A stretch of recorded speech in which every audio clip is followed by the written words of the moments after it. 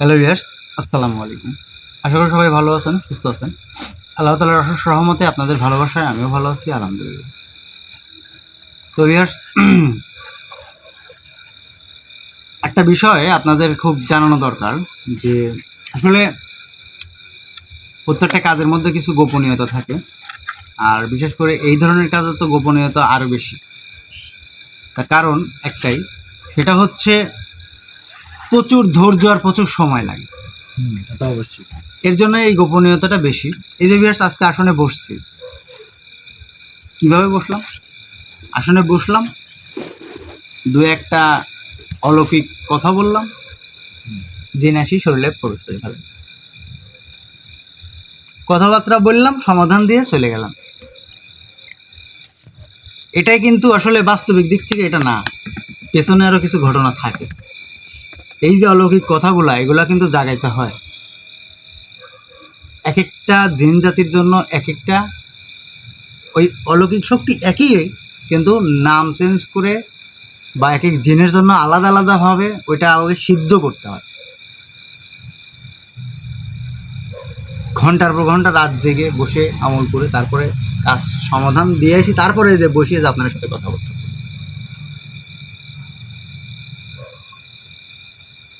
আজকে একজন আমাকে বলছে যে আসলে যে আপনি বসেন, কথা বলেন, শেষ করেছেন, চলে যান। আসলে আমরা যতটুকু দেখাই বা আপনারা যতটুকু দেখেন এতটুকুই যদি বোঝেন না, সবাই কিন্তু সবার জ্ঞান একরকম না। তবে যিনি এই কথাটা বলছেন হয়তো তার জ্ঞানটা ওই রকম, মানে এক কথায় মানে সীমাবদ্ধ।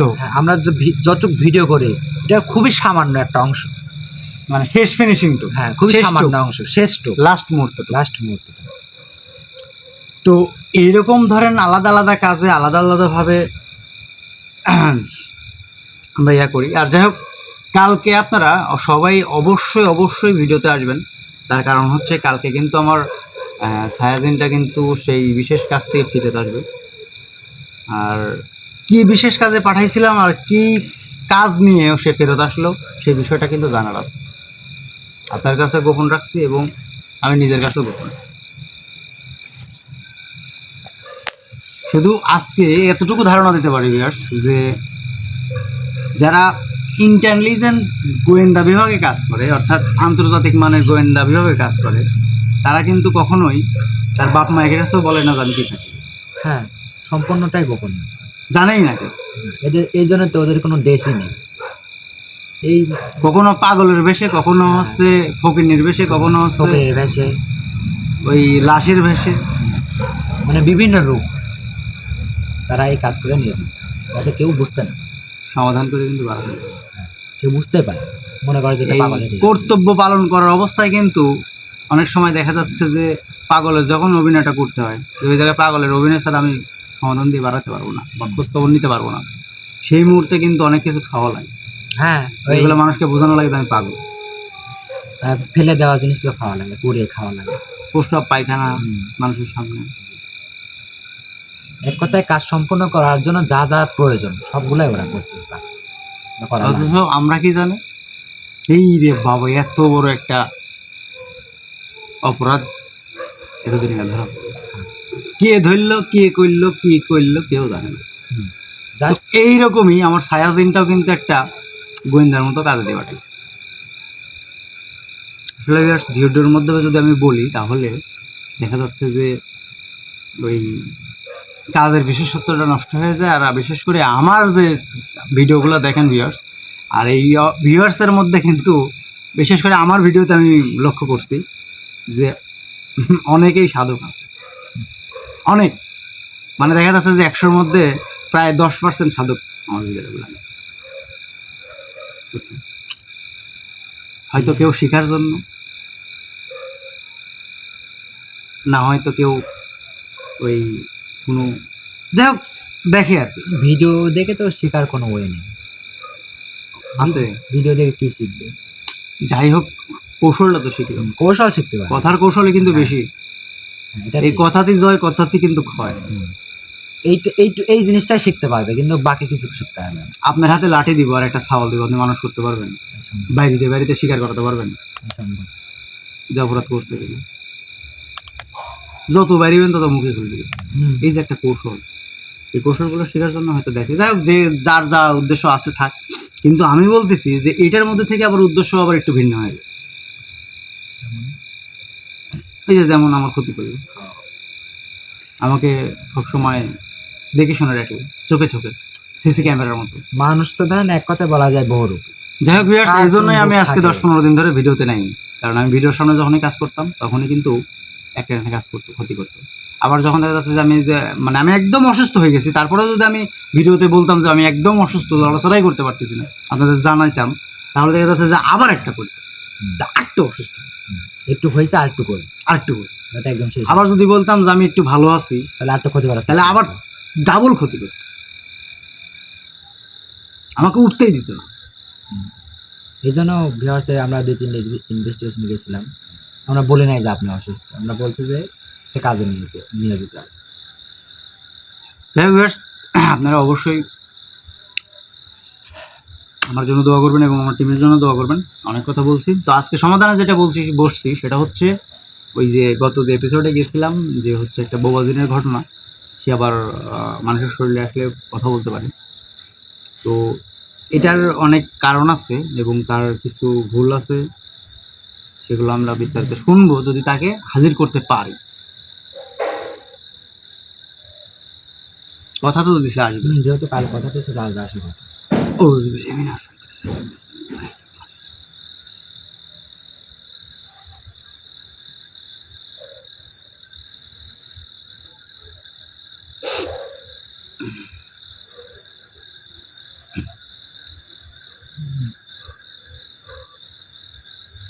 ঠান্ডা লাগে? মোটামুটি ঠান্ডা অনেকটা লাগে।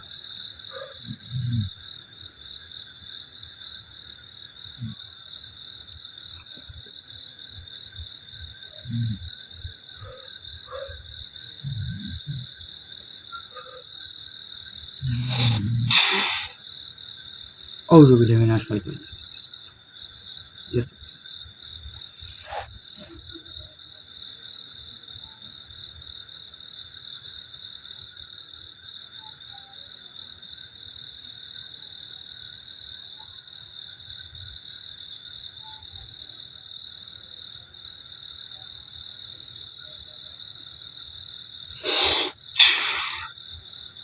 أعوذ بالله.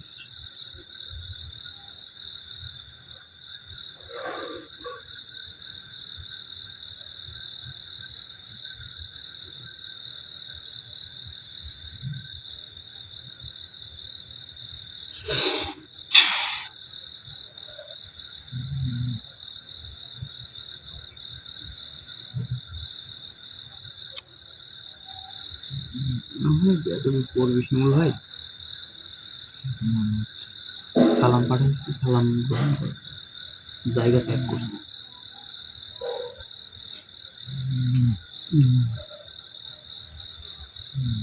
আশেপাশে আছে নাকি শব্দ হলে বসে?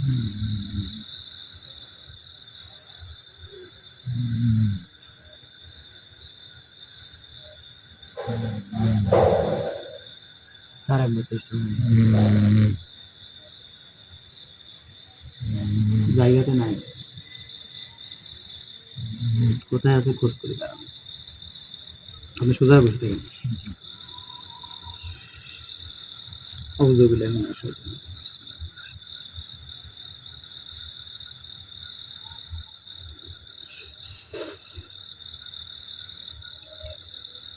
يا الله.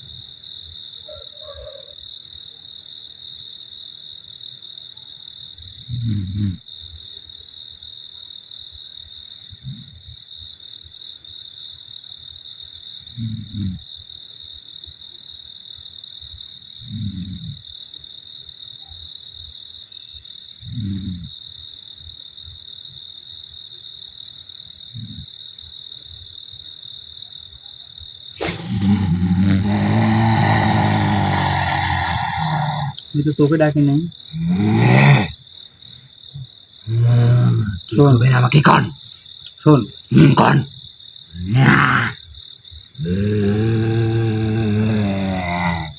তোর ভাই কোথায় গেল? আর ভাই সেখানে গেছে গেছে। কথা দিয়ে কথা রাখে অনেক সেজন্য। আমি বারবার বললাম যে কালকে কথা না রাখলে কি করব বুঝতে পারতেছে। এখন কি আপনি কি আপনার ভাই ডাইকে আনবেন, না ভাইয়ের শাস্তি আপনি নিজেই নেবেন? ভাইয়ের শাস্তি মানে কিসের শাস্তি? আমার ভাই কোনো অপরাধ করে নাই যে শাস্তি পাবে।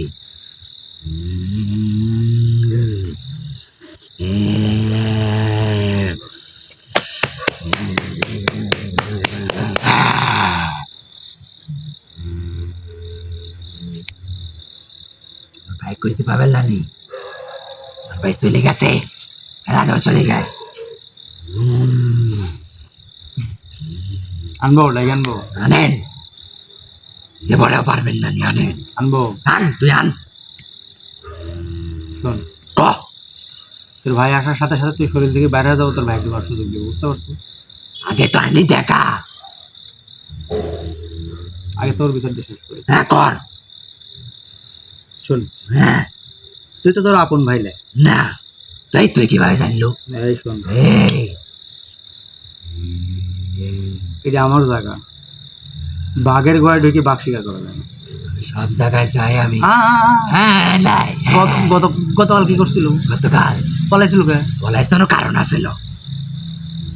শোন, ক।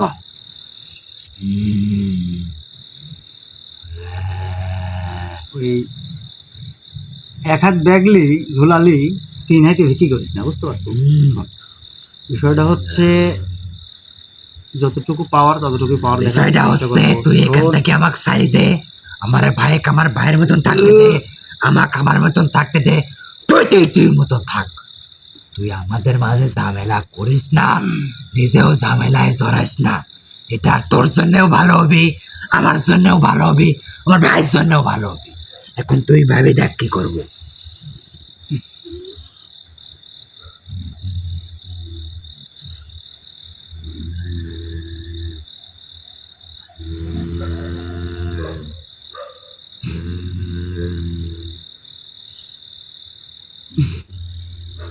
তো হাসি লাভ নাই, তুই আমাকে ছাড়ি দে, আমি চলে যাই। তুই যেখান থেকে আইসো সেখানে চলে যা। তুই ভাই করতে তুই জানিস, সে যেখানে গেছে গেছে। তান্ত্রিকের কাছে গেছে আমার বিষয় নিয়ে আলোচনা করতে। কে রে সে তান্ত্রিক? আমার কি করবি জানিস? সে তান্ত্রিক যদি জাতের হয়, যদি বেজাতের না হয়, যদি জাতের হয়, আর একটু যদি আমার বিষয়ে যদি দেখে, আব্বা করে ডাকছে আব্বা। নিজে কি কোনো সময় গর্ব করিনি, কিন্তু আজ ফার্স্ট টাইম গর্ব করতেছি। সোজা আব্বা করে ডাকা লাগবে। আমি তো কাব্বা কইনি, তো হইও তো কাব্বা কবি না, এত সহজ। মুখের কথা আমি বিশ্বাস করবো না। ধর তোর যাই হোক পাতাইছে তো ভাই, সমস্যা নেই। পাতানি ভাই কই তো ভাই? নিজের ভাই পাতার কিসের পাতানি ভাই? ভাই আর ভাইয়ের বিষয়ে কোনো সময় খারাপ কিছু বলবো না। তোর অতীত বর্তমান ভবিষ্যৎ সব জানিস। শোন, তাহলে কি লাভ? কোনো লাভ নেই। তুই তো ওই জায়গায় ছিলি, খুব ভালো ছিলি, চুপচাপ একা একা নিয়ে সময় কাটিয়ে ভালো।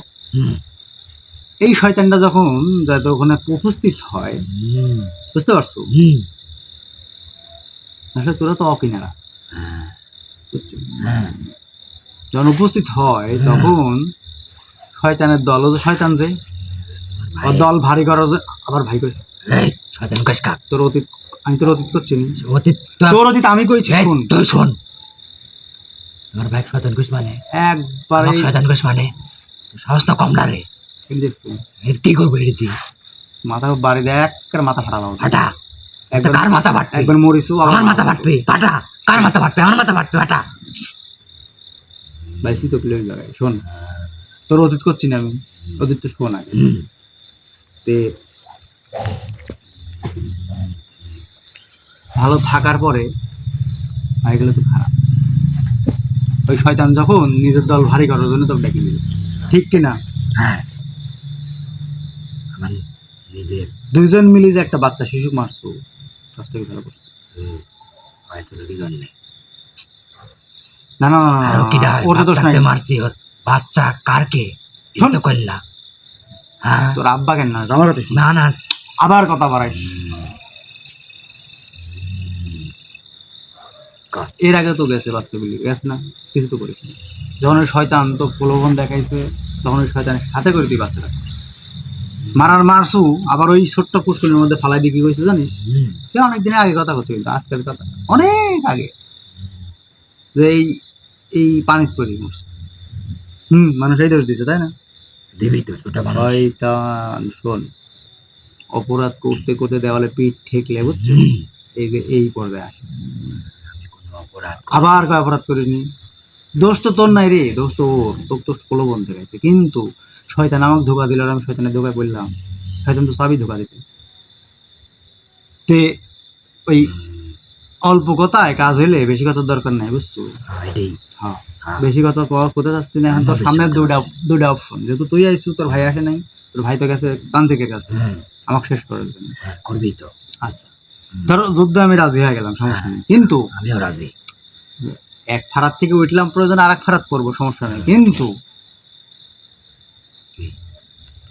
আরেকজনে গেলেছু।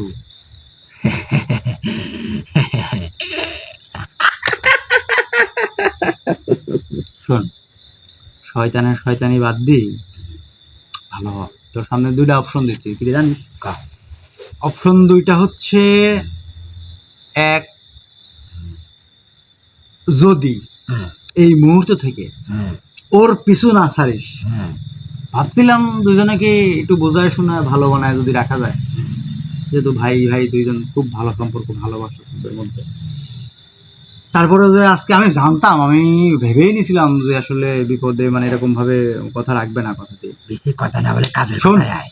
আমি জানি যে কথা রাখবে, সেজন্য ওই দ্বিতীয় পদক্ষেপ নেওয়ার জন্য প্রস্তুতি নিয়ে আমি আসছি। কথা হচ্ছে, যদি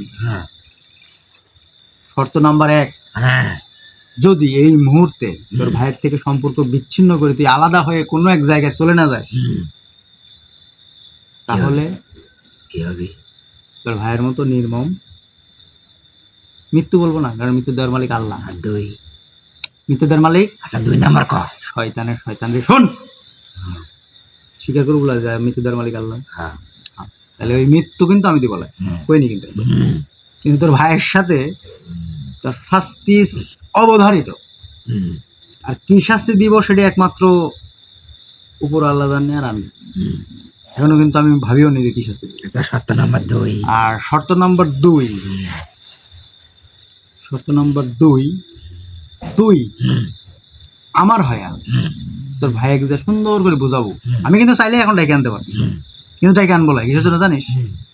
যে তার ওই যে পথে গেছে, পথ থেকে ডাইকিয়ে আনি আবার বুঝায় তাকে ভালো করব, এতটুকু ধৈর্য আমার এই মোটামুটি 15-20 দিন আগে ছিল, কিন্তু রানিং এই ধৈর্যটা আর নাই। শেষ কথা, কথাটা শোনিনি, আমি শেষ করে নিতে হবে, সেই ধৈর্যটা আমার আর নাই। আমার হয়া তুই তোর ভাইকে বুঝাবো যে ভাই, ওই একবার তো মরিছু, নতুন করে আবার ওই আদা মরা হওয়ার দরকার নাই, না মরি বেঁচে থাকার দরকার নাই, ভালো হয় এখান থেকে চলে যাই, মানুষ যাতে কষ্ট দেওয়া বাদ দিই। আমার হয়ে কাজ করবো না এখান থেকে দৌড়ে চলে যাবো তোর ভাইয়ের সাথে বিচ্ছিন্ন করে, এই দুইটা শর্তের মধ্যে কোনটা পালন করবো? অপশন কিন্তু 3 নম্বর নাই, অপশন 3 নম্বর তোর মধ্যে। কোনটাই করবো না, কোনটাই করবো না, মানে তুই ওর সাথে থাকছিস, একসাথে হয়ে কাজ করবি। আমি তোকে এখন দুটি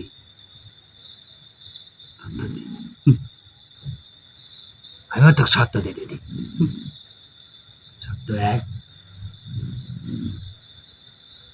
কখনোই আমার ভাইয়ের সাথে বিচ্ছেদ করার কথা তো দূরের কথা, ভাবনা চিন্তা মানা যাবে না।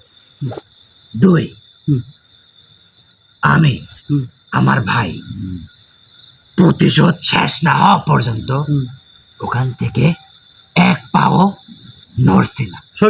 যদি কেউ এই কাজে বাধা দেয়, তাহলে এর পরিণাম খুবই খারাপ হবে।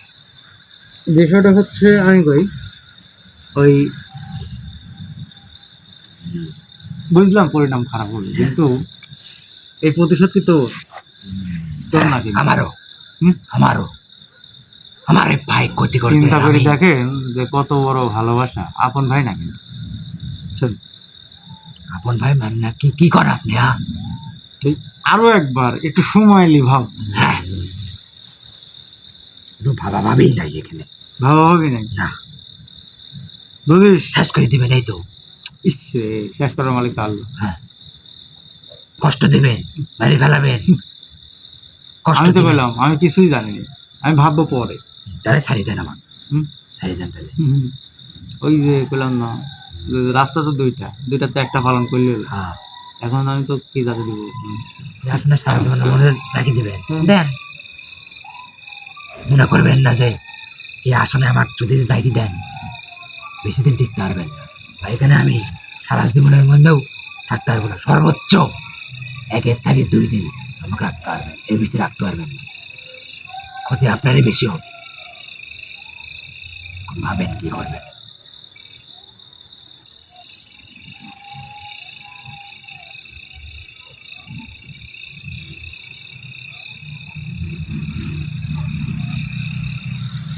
কি ভাবতেছেন? কোনো ভাবা ভাবি নাই, ছাড়িয়ে দেন আবার। দেখি চলে যাই, ভাইয়ের কাজ যাতে দেন। ভাইয়ের সাথে আমার পরামর্শ আছে। আমার ভাবা শেষ। শেষ? তুই ভালো হবু। আর প্রশ্নই আসে না।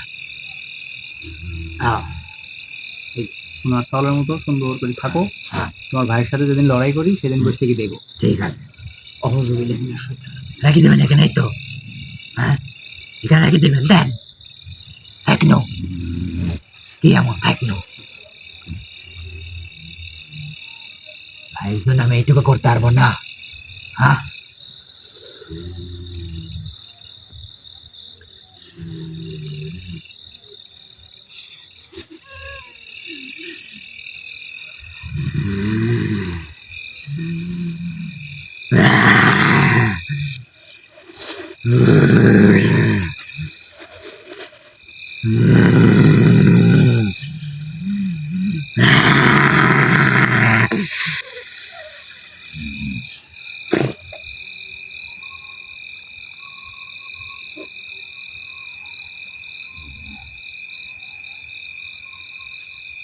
বলবে ঠিক আছে।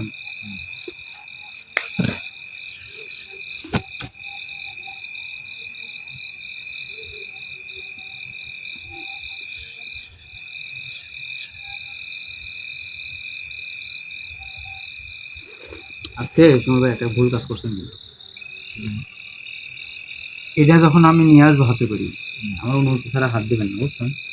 এটার মধ্যে কিন্তু বর্তমান সময়ের জন্য মোট মিলায় কিন্তু 5টা জিনিস জানেন কি?